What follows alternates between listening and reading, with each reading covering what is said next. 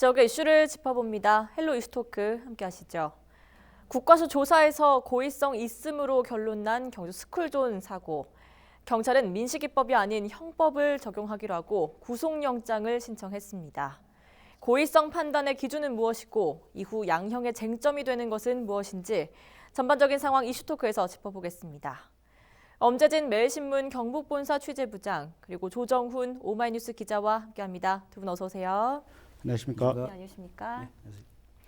우선 경주 스쿨존 사고 전반적인 경위부터 다시 정리 좀 해볼까요? 네, 그렇습니다. 지난 5월 달이었죠. 5월 네. 25일 날 오후 1시 한 45분께였습니다. 네. 경주시 동천동에 있는 동천초등학교 주변의 어린이 보호구역이었는데요. 당시 40대 운전자가 자전거를 타고 가는 초등학교 2학년 남자아이를 뒤에서 들이받는 사고가 있었습니다. 아마 지금 영상이 나오고 있는데요. 네. 스쿨존에서 발생한 사고였었고 또 고의성 논란이 벌어지면서 이 사건이 굉장히 이슈화가 되고 커졌는데요. 당시 영상을 보면은 우선 검정색 차량이 먼저 지나가고 난 다음에 곧바로 자전거를 탄 아이가 이렇게 보입니다. 네. 그 뒤를 따라서 흰색 SUV 차량이 커브를 돌면서 골목길로 접어드는 모습도 이렇게 보이는데요. 이 당시 사고 영상을 보면은 검정색 차량이 지나간 뒤에 곧바로 자전거를 탄 아이가 보입니다. 그리고 그 뒤를 따라서 이제 자전거를 SUV 차량이 이렇게 부딪히고 네. 부딪히는 모습이 바로 뒷모습이 보이거든요. 네. 그리고 육안으로 보일 때는 들이받은 뒤에 차량이 또 흔들리는 모습도 이렇게 보이고 있습니다. 예, 지금 영상이 계속 나오고 있는데요. 자전거 바퀴 뒤쪽과 SUV 차량 우측이 부딪히는 모습, 그리고 또 자동차 바퀴가 자전거 바퀴가 일부를 넘어서서 지금 덜컹거리면서 나오는 것 같아요. 네. 네. 넘어서서 지금 좀 더 앞으로 나갔습니다. 그리고 운전자는 바로 내려서 차량 뒤쪽으로 갔는데요. 이때 아이가 이제 보통 같으면은 그냥 넘어졌기 때문에 다쳐서 쓰러져 있거나 이렇게 해야 되는데 일어나서 언뜻 인사를 하는 모습이 보입니다. 네. 이게 좀 이상하게 보일 수가 있는데요. 그래서 이 사건에 대해서 이제 경찰은 3차 조사까지 벌였습니다. 그리고 결국은 이제 국과수에도 영상 분석을 의뢰를 했었는데요. 최근에 이 사건에 대해서 상당히 고의적이었다 이런 결론이 나온 상황입니다. 네. 이에 따라 경찰은 구속영장을 신청을 했는데요. 국과수에서 고의적이었다고 판단한 기준이 있었을 텐데 이 부분 좀 자세히 살펴봐야겠습니다. 본부장께서 짚어주시죠. 예, 그렇습니다. 지난 18일 날 이제 국립과학수사연구소에서 이제 아까 앞서 이제 조 기자께서 언급하셨듯이 네. 이 사고는 좀 이제 고의성이 있는 것으로 판단된다 이런 결론을 내렸어요. 그래서 이제 특수상해죄를 적용을 이제 할 방침입니다. 사실 이제 경찰 같은 경우는 이제 교통사고는 일반 교통사고 같은 조사를 하잖아요. 근데 네. 이번 같은 경우는 교통사고 범죄팀, 또는 또 형사팀도 이제 투입이 돼가지고 합동수사팀이 만들어졌어요. 그만큼 처음부터 이제 이 사고를 굉장히 일반 교통사고가 아닌 것으로 이제 의심을 해서 이제 수사를 해왔고요. 네. 그래서 위해서 여러 가지 이제 국립과학수사연구소에서는 좀 이게 현장 검증 2차례를 실시하고 실제로 이제 사고 모습을 그냥 그대로 재현하기도 하고 했거든요. 네. 그러면서 이제 여러 가지 이제 고의성이 있는지 아니면 일반적인 어떤 실수였는지를 이제 판단하는 어떤 기준을 만들었어요. 그래서 여러 가지 이제 수사 과정에서 이제 자동차 폐쇄로라든지 블랙박스 이런 것들을 이제 봤을 때 앞서 이제 조 기자께서 언급하셨듯이 이제 자전거를 뒷조수를 당시에 차량의 어떤 동선, 그다음에 운전자의 시야, 그다음에 속도 이런 것들 여러 가지 따져봤을 때 종합적으로 따져봤을 때 굉장히 좀 이렇게 운전자가 돌발적인 어떤 사고가 아니다라고 이제 판단을 내린 거죠.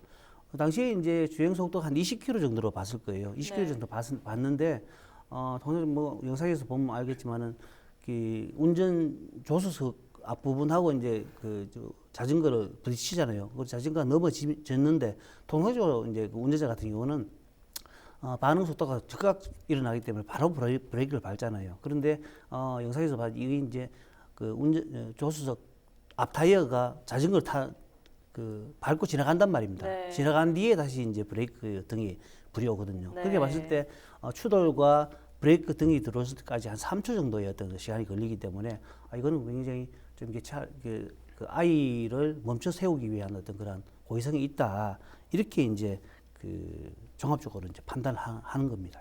네, 지금 고의성 여부를 가르는 기준을 좀 짚어주셨는데요.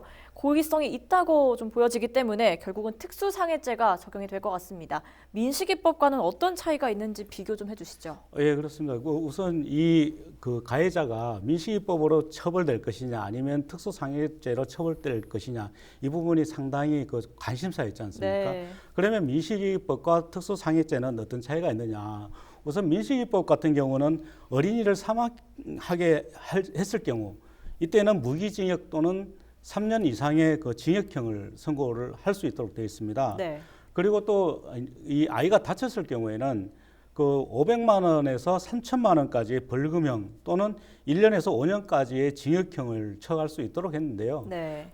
그렇지만 특수상해죄에는 벌금형 자체가 없습니다. 벌금형이 없고 오로지 징역형만 처할 수 있다는 점에서 차이가 있고요. 네. 그래서 이번 그 스쿨존 사고 같은 경우는 이미 이제 고의성이 있다. 경찰에서는 이렇게 결론을 내렸기 때문에 특수상해죄가 적용이 될 것으로 보이는데 그럼에도 불구하고 이제 가해 차량의 그 가해자는 고의성이 없었다라고 계속 꾸준히 지금 주장을 하고 있지 않습니까? 네. 거기에다가 또 교통 분야에서 또 전문가라고 하는 분들도 이걸 고의가 있었다고 볼 수 없다 이런 의견도 낸 상황이거든요. 네. 그렇기 때문에 경찰에서는 지금 특수상해죄로 일단 그 기소를 한다 하더라도 최종적으로 이제 그 법원에서는 어떻게 판단을 할지 거기까지는 상당히 시간이 걸릴 것으로 보이는 거죠. 네, 민식이법과 다르게 특수상해죄는 일단 벌금형이 없다는 것이 특징이군요. 그렇죠. 네. 네.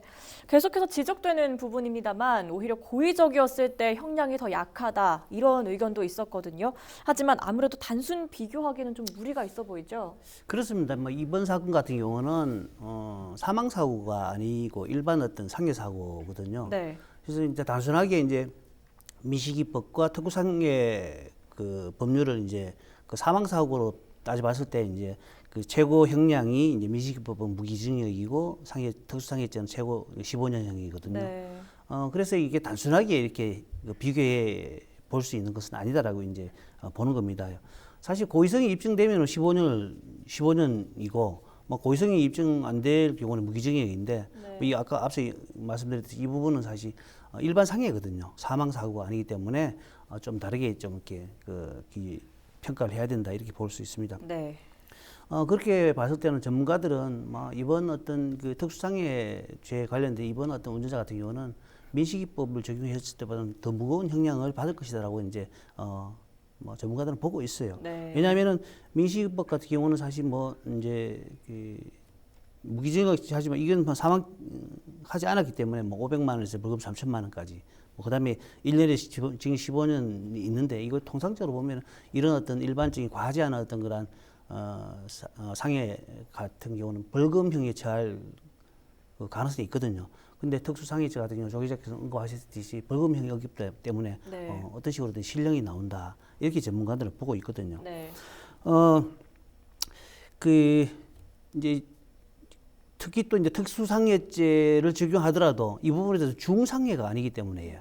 아주 경상해죄이기 때문에 네. 경상해죄는 또 그 안에서도 1년 최고 형량이 이제 15년이지만 중상해가 아닌 것은 1년에서 10년까지로 또 이제 더 줄어게 돼 있거든요. 그래서 어떤 식으로 이제 형량은 아마 그 민식이법을 적용하는 것보다는 더 많이 나올 것이다라는 중론입니다. 네, 그렇군요. 이와 관련해서 이슈토크 취재진이 전문가의 견해를 확인한 인터뷰가 있습니다. 함께 들어보시죠. 과실로 사고를 낸 경우보다 고의로 들이받은 경우에 법정형이 더 낮게 되어 있습니다. 실제 사건의 재판의 선고형에 있어서는 아무래도 과실로 사고가 난 경우보다 고의로 사고를 낸 경우에 실제 선고형은 더 높게 나온다고 볼 수 있겠습니다. 네, 잠시 전문가의 인터뷰 영상 보고 왔는데요. 당초 피해 아동 측은 명백한 살인 미수라는 점을 강조를 했고 변호인도 이를 부각시킬 것으로 전해졌습니다. 살인 미수 적용 가능성도 있습니까? 어떻습니까? 뭐 가능성은 있을 수는 있습니다. 그렇지만 어쨌든 앞서 그 전문가께서도 이 고의냐 과실이냐에 따라서 이제 그 형량의 차이가 있을 거다라고 얘기를 했지 않습니까? 네. 그런데 지금 이 가해자도 마찬가지거든요. 사실 그 네티즌들이나 또는 그 피해 그 학생의 가족은 CCTV를 봤을 때 이건 분명한 고의성이 있다 이렇게 얘기를 할 수는 있습니다. 네. 그렇지만 이게 법리상으로 고의성이 있다 하더라도 살인미수까지 적용하기는 상당히 어렵다. 이게 그 전문가들의 그 대부분의 의견이거든요. 네. 이것과는 조금 다르지만 이제 그 좀 다른 이야기지만 이런 게 있습니다. 2년 전에 그 임대료 문제가 상당히 심했지 않습니까? 네. 당시에 임대료 갈등을 겪던 그 임대인이 건물과 그 행인을 차로 들이받았던 사건이 있었습니다. 그 행인은 건물주였는데요. 당시 그 건물주한테 그 둔기로 휘두르는 모습도 CCTV를 통해서 그 확인이 됐습니다. 그렇지만 이 경우에도 명백한 살해 의도가 없었다. 그렇기 때문에 살인 미수는 해당이 안 됐습니다. 네. 그 당시에도 이제 재판부는 특수상해죄만 인정을 했는데요. 이것만 본다면은 지금 이 그 가해 차량의 그 가해자도 그 특수상해죄는 그 인정을 받을 수 있으나 살인 미수까지는 인정을 받지 않을 것이다 이렇게 보는 거죠. 네. 한편 이 경주 스쿨존 사고 이후에 경북에서 처음 민식이법 혐의를 적용한 사고가 먼저 있었다는 것이 뒤늦게 알려졌다는 얘기가 있거든요. 그렇습니다. 그 지난 5월 20일이었죠. 5월 20일 날 이미 그 구미 진평동의 한 초등학교 앞에서 네. 횡단보도를 지나는 어떤 초등학생을 이제 차로 치는 어떤 그런 사고가 있었어요. 경북에서는 이제 경주의 스쿨존 사고에 비해 가지고 한 5회 앞에 일어났던 사고거든요. 경북에서는 첫 사례였습니다. 민식이법 첫 사례였고, 네.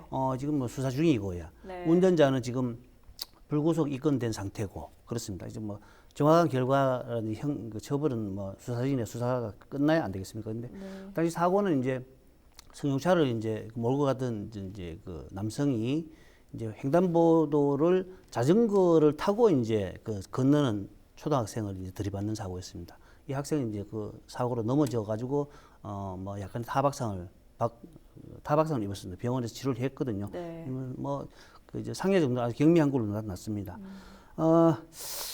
당시에는 이제 뭐 그 사건 이후에 사실 이제 어떤 이야기 있었냐면은 횡단보도에서 이제 그 자전거를 타고 이동을 했던 사고라서 네. 좀 이렇게 이게 그 교통사고로 볼 수 있느냐 이렇게 이제 논란이 있었습니다. 네. 실제로 이제 횡단보도는 자전거를 타고 횡단보도를 건너면 안 되거든요. 이제 그 일반 교통사고 같은 경우는 횡단보도에서 자전거 내려서 자전거를 끌고 횡단보도를 건너가도록 돼 있어요. 네. 하지만은 이제 그 어린이나 노약자의 경우는 요거의 규정을 이제 교통 사고 규정을 이제 그 예외를 적용받거든요. 그래서 네. 이 학생이 어린이기 때문에 역시나 이제 교통사고로 봐서 이제 민식이법이 적용된 사례입니다. 네. 그래서 이거는 뭐 앞으로 이제 조사가 좀 더 끝나봐야 처벌 기준이 나올 것 같습니다. 네, 더 지켜봐야 될 것 같습니다. 민식이법 적용 사고가 이렇게 잇따라 발생하면서 법 적용도 중요하지만 무엇보다 중요한 것은 예방이 아니냐, 제도선 개선도 분명히 필요하다 이런 목소리가 계속 나오고 있거든요. 그렇습니다. 그 가장 중요한 것은 예방이죠. 네. 그래서 이제 경찰들도 이제 스쿨존 내 교통사고 예방을 위해서는 이제 더욱 힘쓰겠다 이런 입장도 내놓고 있는데요. 그렇지만 이제 처벌 규정이 그 강화된 만큼 우리 시민들도 스쿨존 내에서 안전운전을 위해서 더욱 노력을 해야 된다 이런 얘기를 많이 하고 있습니다. 네. 특히 민식이법이 제정이 됐지만 사실 이 스쿨존 내에서의 사고라는 게 법으로 모든 걸 다 막을 수 있는 건 아니거든요. 그렇기 때문에 운전하는 운전자의 주의가 더 중요하다 이렇게 얘기를 하고 있고요. 학부모들 입장에서도 아이들 안전을 위해서는 지속적으로 그 안전 의식을 강화해 나가야 되지 않느냐 이런 그 당부를 하고 있는 거죠. 네, 그렇군요. 그동안 민식이법이 처벌에 집중이 된 것을 두고 논란이 있었습니다만 이제는 민식이법이 필요하다는 쪽으로 기울어지는 모습입니다. 어떻습니까? 그렇습니다. 민식이법이 제정된 초기에는 굉장히 그 민식이법을 둘러싸고 논란이 많았잖아요. 네. 그래서 뭐 운전자들을 중심으로 해가지고 너무 그 운전자의 과학화한 어떤 그런 법률이 아니냐 이런 어떤 논란도 있었고 심지어는 뭐 그 청와대 국민청원 글에도 막 올라갔었어요. 이 부분에 대해서 뭐 개선을 해야 된다라는 어떤 논란도 있었고 뭐 SNS상에 굉장히 그 서로 이제 맞붙기도 했습니다. 네. 특히 이제 그 과정에서 뭐 부모가 거짓말을 했니, 그다음에 뭐 아이가 또 잘못한 부분도 있다든지 이런 논란들이 상당히 있었거든요. 하지만 어떤 식으로든지 스쿨존에 있어 가지고는 어린이의 어떤 보호는 정말 사회적인 어떤 그 임무다, 책임무다 이렇게 보는 부분에 있어 가지고 민식법은 필요하다라는 어떤 시각들이 큽니다. 실제로 이제 2014년에서 2018년까지 이제 통계를 보면요, 우리나라 학내 평균 어린이 교통사고로 인해 가지고 한 1만 1,300여 건이 네. 발생하는데 한 14,023명 정도가 다치고 네. 무려 그 55명이 그 소중한 목숨을 잃었거든요. 네. 굉장히 그래서 좀 이렇게 스쿨존 사고만 보더라도 한 해 평균 한 490건, 한 500건 정도가 발생해가지고 한 6명, 평균 6명 이상이 사망하거든요. 그렇기 때문에 굉장히 이런 어떤 운전자들이 이 스쿨존을 통과할 때 조금만이라도 좀 이렇게 좀 이렇게 안전 의식이 좀 강화될 경우에 사실 일이 목숨을 잃어버리지 않을 수도 있는 어떤 그런 사고를 이렇게 좀 이렇게 안전 미수로 인해 가지고 좀 이렇게 어린이들이 이렇게 안타까운 죽음을 맞이한다면 좀 안 된다 이런 의미에서 여러 가지 이제 민식법으로 인해 가지고 사실 뭐 100% 법률로 이제 할 수는 없겠지만 그래도 이 부분이 굉장히 좀 안전장치를 마련하는데 중요한 어떤 요소가 되지 않을까 이렇게 인식을 하고 있습니다. 네. 특히 일반적인 교통사고 같은 경우도 노인이라든지 뭐 어린이라 이런 부분들은 안전을 위해서 여러 가지 장치를 하는데 이 부분도 이렇게 뭐 법 개정으로 해가지고 민식법으로 인해 가지고 스쿨존은 완전한 안전지대로 만들어야 된다 이렇게 인식들이 있습니다. 네. 한편으로는 이번 사건을 계기로 스쿨존 정비라든지 주민 신고제 시행이라든지 지자체에서는 교통 안전에 대비하는 모습입니다. 이것도 좀 짚어주시죠. 네, 그렇습니다. 민식이법 이후에 이제 사실은 이제 스쿨존 안에서 어린이 교통 안전에 대해서는 사회적 인식이 굉장히 높아졌습니다. 네. 그리고 운전자들도 이 부분에 대해서 상당히 그 인식을 많이 하고 있는데요.